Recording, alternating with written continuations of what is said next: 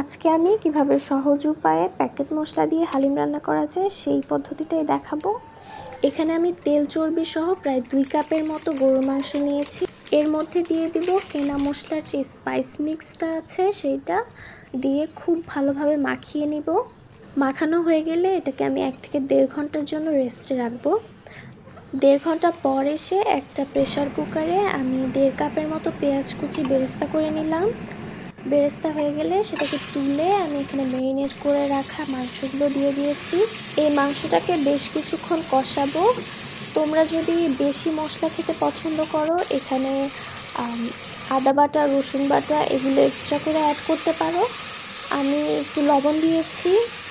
এটা তোমরা তোমাদের স্বাদ অনুযায়ী ব্যালেন্স করে নেবে মশলাটা।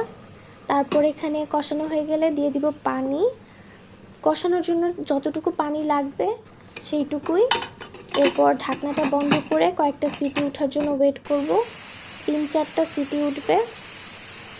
3-4টা সিটি এলে চুলাটা বন্ধ করে গ্যাস যাওয়ার জন্য ওয়েট করব। আর এর মধ্যে আমি ডালের মিক্সচারটা রেডি করে নিব।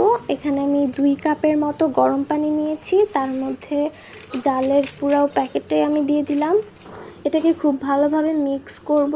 মিক্স হয়ে গেলে ওই সাইডে প্রেসার কুকারটা খুলব। মাংসটা পারফেক্টলি সিদ্ধ হয়েছে কিনা এই জিনিসটা চেক করতে হবে। যদি সিদ্ধ না হয় তাহলে অল্প আরেকটু পানি দিয়ে আরও কিছুক্ষণ কষাবো। আর সিদ্ধ হয়ে গেলে সেই ডালের মিক্সচারটা এর মধ্যে দিয়ে দিব। এ পর্যায়ে চুলার আঁচ লোতে রেখে ভালোভাবে নাড়তে হবে। ডালটা একদম সিদ্ধ হয়ে যাবে এবং থকথকে হওয়া পর্যন্ত ওয়েট করব। যখনই ডালটা থকথকে হয়ে যাবে এর মধ্যে দিয়ে দিব পানি। আমার এখানে প্রায় 1 লিটারের মতো পানি লেগেছে। পানি দিয়ে এটাকে অনবরত নাড়তে হবে। না নাড়লে ডালটা নিচ থেকে লেগে যেতে পারে। তাই প্রায় 10 মিনিট ধরে এভাবেই অনবরত নাড়তে হবে।